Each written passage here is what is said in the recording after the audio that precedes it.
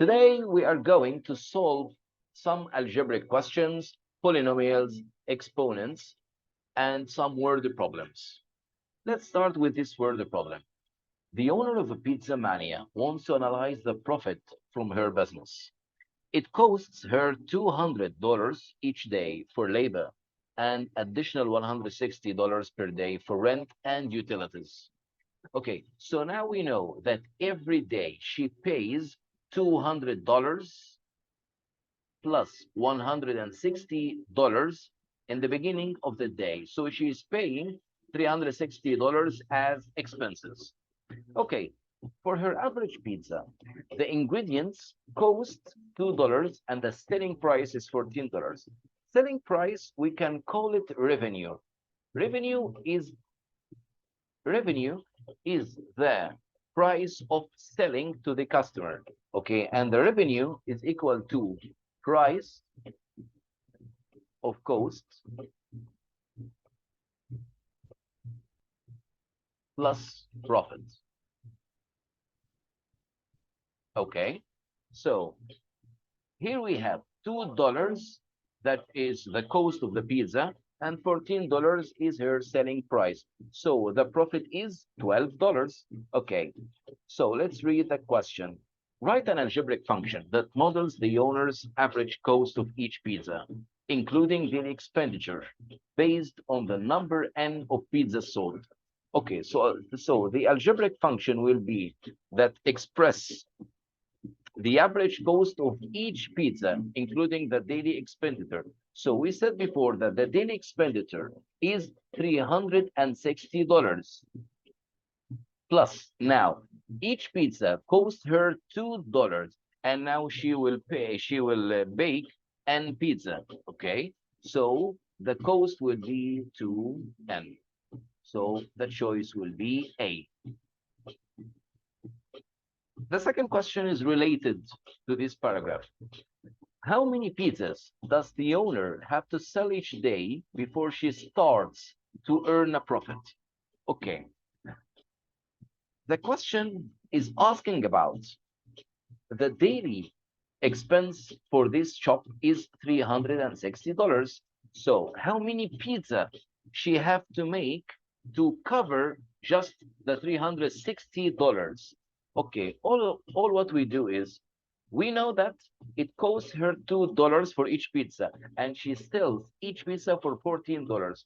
So if we make $14, which is the cost, which is the revenue or the selling price, minus $2, which is the cost, so we get $12, which is the profit of each pizza. So how many pizza we have to make to just cover up the $360 we pay each day? Okay, or before she starts to earn a profit. Okay, so all we have to do is just to try. If we tried 12 times, let's start from down, 32. 12 times 32 is 384. This is a profit, but we just need to cover the 360. So we will go down to 30. So 12 times 30 will be 360. She is just to cover up the expenses after selling 30 pizza. Okay, let's go to the next question. For what values of x is x squared minus 3x minus 10 equals 0? Okay. The purpose of this question is we have to factorize. We have to factorize this expression. It will be x. So what are the numbers that are multiplied together? We get negative 10, and their sum is negative 3. Okay, so if we try to factorize negative 10, so it will be 5 times negative 2. So let's add them up. 5 plus negative 2 equals 3. No, we need negative 3. So we will switch the sign. So it will be here positive and here negative. So it will be x minus 5 and here will be x plus 2.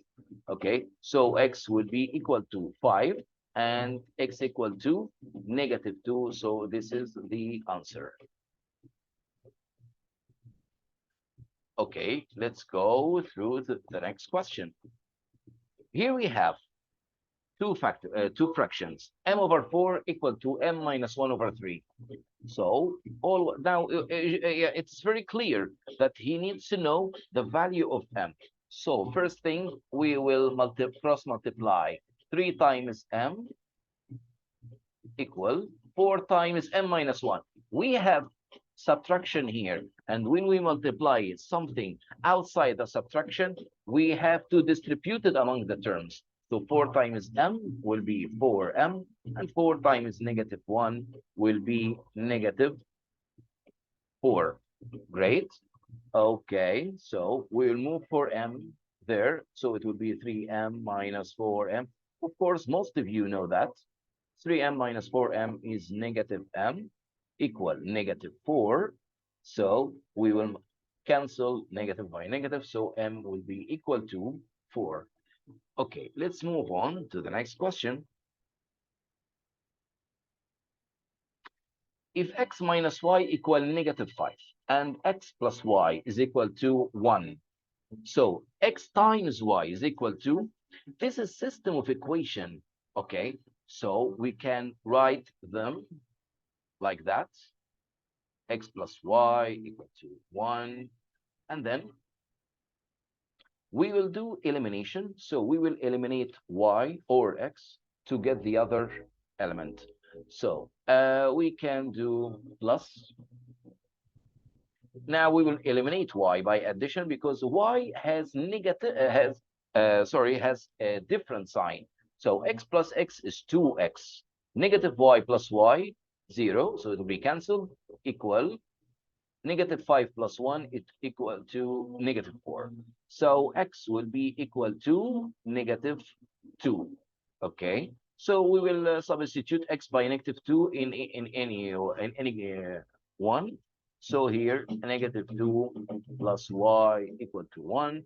So -2 will go there. So y equal to 1 plus 2 will be 3.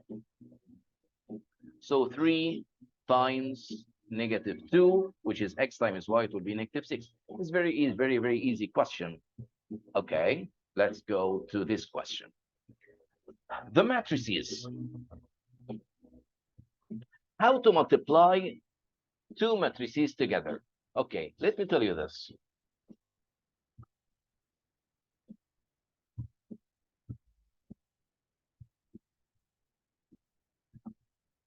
If you have a matrix like that,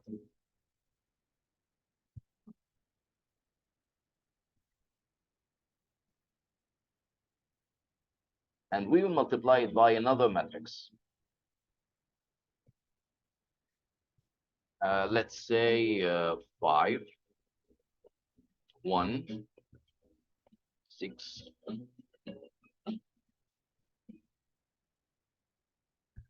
7, 8, 9. Okay.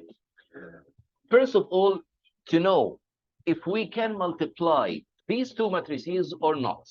First of all, we will try to know this matrix is 2 rows times 2 columns. So it will be 2 times 2. And the dimension of this matrix will be 2 rows times 3 columns. Okay, that's the first step. The second step, we will do this. We will take the second number from here and the first number from here, and they'll check if they match each other or not. So 2 is equal to 2. So we can do our multiplication for this matrix. Okay, how about the resultants? How can we get the result matrix?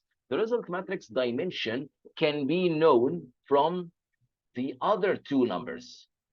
So our matrix that will hold the result will be 2 times 3. This one and this one. This is the dimension of our matrix that will hold the results. Okay, here is the next step. First of all, we will name the rows here and we will name the columns here. Okay, so here it will be row 1, row 2, and we will name the columns here. Column 1, column 2, column 3. Great. Okay, and here we will name also the rows and the columns. It's very, very easy method to get the answer.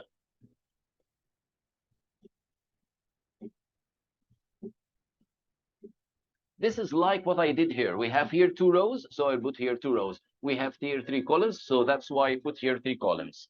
Okay, so the number here, it stands for row 1, column 1. So I will take row 1 from here and column 1 from here. So this is how can we get the number here. Okay, so each number position, it expresses its row number and column number. So you can get the result like that. So we will do 2 times 5 plus 3 times 7. And then if we want to get the number here, so it's standing for row 2, column 1. Okay, so we'll take row 2, column 1. Okay, so 4 times 5 plus 5 times 7. Okay, and so on. Let's go to the second number. The second number, column 2. It's row 1, column 2. So we'll take row 1 from here, column 2 from here. 2 times 1 is 2, plus 3 times 8. Okay, so this number, row 2, column 2. So it will be 4 times 1 plus 5 times 8. Column 3.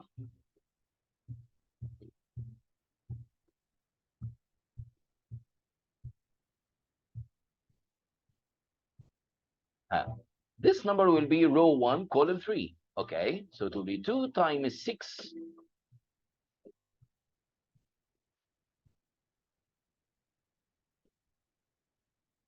and 3 plus 3 times 9. Now here, row 2, column 3, 4 times 6 plus 5 times 9. So that's it.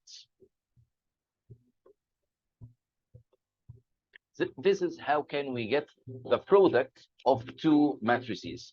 Okay, let's go back to our question.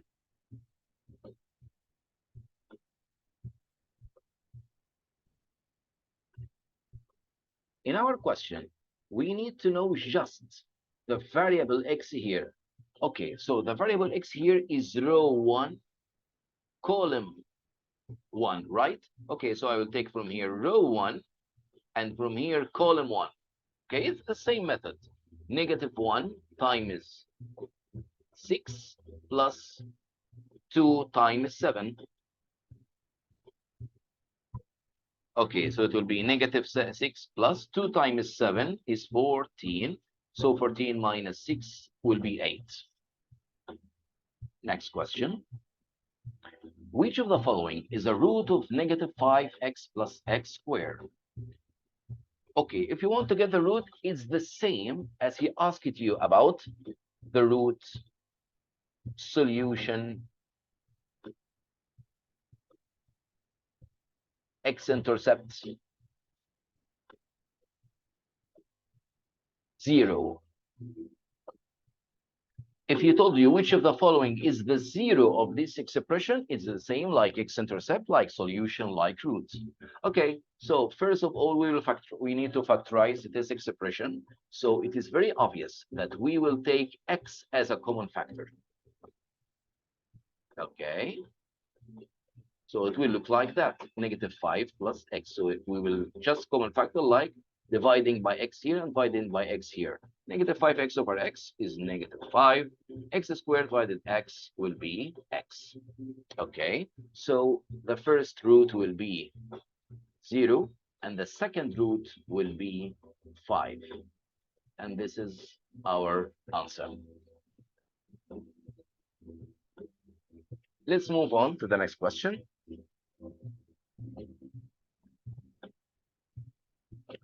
the values of m. For what values of m? M squared minus 8m plus 15 is less than 0. This question is very, very easy to solve. Why? Can you draw this question? Yes, of course, it's very easy to draw. Let's see. First of all, can we get the x-intercepts? Okay, of course we can, or the m-intercepts is the same. Can we get the intercepts? Of course. So it will be m. First of all, we need to factorize. Okay, 15 here. So what are the numbers that are multiplied together? We get 15, and their sum is negative 8. Of course, clearly it will be negative 5 times negative 3 is 15, and their sum is negative 8. Okay, so our intercepts will be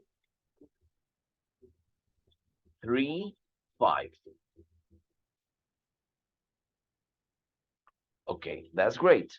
So he's asking me, what are the m values? What are the m values who are less than 0? Okay, 0 is replaced here with y.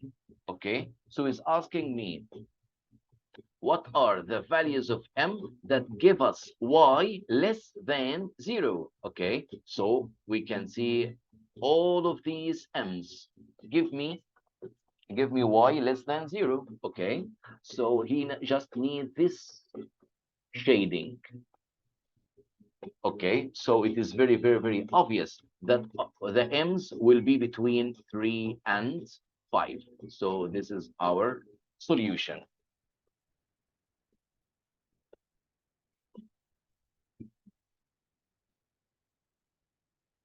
$259. The sum of two consecutive odd integers is 256. What is the value of the larger integer? Okay, we have two odd integers that are consecutive. Okay, they are after each other. Okay, what is the difference between every two consecutive odd integers or even integers? The difference will be 2. So we can consider that the largest integer is x, and we can consider the largest integer is x, and then the smaller odd integer will be x minus 2, because we said that the difference will be 2. Okay, so their sum is equal to 256. So remember that x represents the largest integer that we need to solve. Okay, x plus x is 2x minus 2 equal 256, and then we will move negative 2 by addition. So 2x will be 258. So x will be 258 divided 2 will be 129. Okay. Let's move on to the next question. If 2p plus q over p greater than 5 and p greater than 2, which of the following inequalities must be true? Okay, first of all, we have to work here. Okay, we have to simplify this inequality. First of all, we will cross multiply p by 5 here. So it will be 2p plus q greater than 5p. Okay, that's great. He said that p is greater than 2. Let's see, q will be greater than what? 2p will be moved here. So 5p minus 2p will be 3p. Great. Okay, now we know that p is greater than 2. So q will be greater than what? We can replace p now by 2 itself. Okay, but we know that p is not equal to 2, is greater than 2. Okay, but 3 times 2, oh, I'm really sorry. And I'm sorry, yeah, it is 2. So 3 times 2 will be 6. So q must be greater than 6. This is the answer of this question. Okay, let's move on to the next question. Okay, in this question, I will not talk too much. but it's very, very obvious that we will do the following.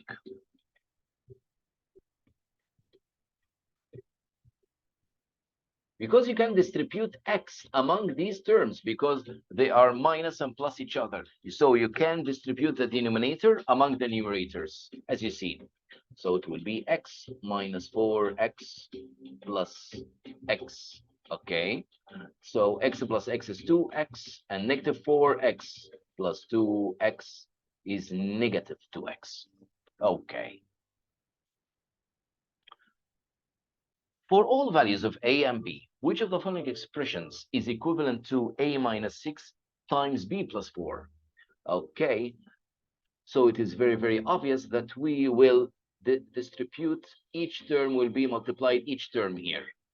A times b is ab, a times 4 will be 4a, negative 6 times b will be negative 6b, negative 6 times 4, it will be negative 24. Okay, any like terms? No, there is nothing here like terms.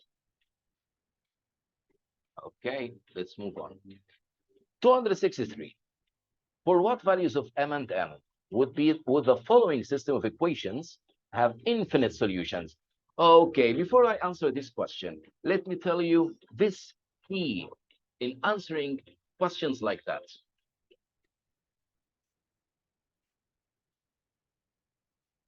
If you have if you have system of equations is written like that in this form, a1x plus b1y equals c1, a2x plus b2y equals c2. Okay, you have three cases. In the first one, if you are told that this system has no solution, so a1 over a2 will be equal to, must be equal to b1 over b2. Okay, that's the first case. The second case is if you are told that this system has infinite many solutions, so a1 over a2 must be equal to b1 over b2 must be equal to c1 over c2. The three fractions must be, the three ratios must be equal to each other. Okay, okay, what if you are told that you have just in this system one solution?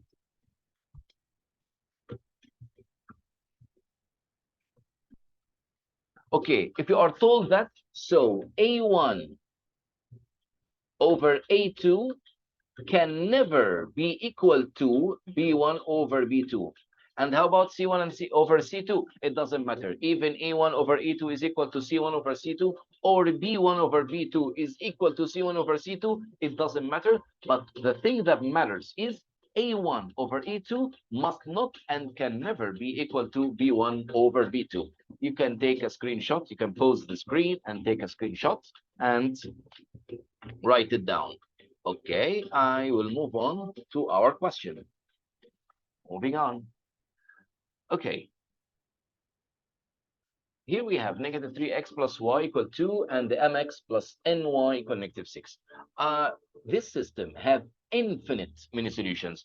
So this is our second case, which says that negative 3 over m, okay, you are just taking the coefficients, okay, don't take x or y, okay, must be equal to 1 over m must be equal to 2 over negative 6. Okay. Okay, so we need to know m and n together. It's very easy that you take each fraction with unknown denominator with this fraction. So we can start with negative 3m, negative 3 over m, equal to negative 2 over negative 6. So negative times negative is positive. So m will be equal to 6. 6 divided 2 is 3. 3 times 3 is 9. And here 1 over n equal to 2 over negative 6. So n will be equal to negative 6 over 2 will be negative 3, and negative 3 times 1 will be negative 3. So this is our solution. Okay, moving on. I will skip this question because very, very easy, or we can solve it. Okay, let's solve this fastly. What is the smallest integer for which the inequality x over 4 minus 1 over 4 is greater than or equal to 1 is true? Okay, first of all, I have to see x greater than or equal something here. Okay, how can I do that? First of all, we have 4 as a denominator. Okay, we can cancel it. How? By multiplying both sides by 4. Okay, if I multiply both sides by 4, so 4 will be cancelled here and here because it will be distributed. Okay, and 1 also will be multiplied by 4. So it will be x minus 1 greater than or equal to 4. Okay, and then we'll move negative 1 here. So x will be greater than or equal to 5. So our smallest integer will be, no, it is not 6, it is 5, because we have this sign. When we have, or symbol, sorry, when we have this symbol, it says that we are starting from, x is starting from 5, and then moving on to positive infinity. Okay, so 5 will be our smallest integer. Okay, 265. Which of the following equations will always have the same solution or solutions as the equations for x minus y, for xy, sorry, minus 1 equal to x over 2 plus y over 3? Okay, as you see that the form of this question is repeated here. We have also here xy constant, x plus number y, the same like here. Okay, so we will retain the same form, but all we have to do is multiply by a number which is considered LCM for 2 and 3. Why? Because here you don't have any denominators. So that's what will happen. Okay, so 2 and 3, what is their LCM? Of course, it will be 6. So we'll multiply 6 by both sides. Okay, times 6, times 6, times 6, times 6. Okay, 6 times 4 is 24xy. 6 times negative 1, negative 6. 6 times half will be 3x plus 6 times 1 over 3, it will be 2y. Okay, so as you see now, we have got the answer clearly. Okay. Okay, thank you so much. Don't forget to subscribe to our channel and send us any questions you like, and we will answer it immediately. Goodbye.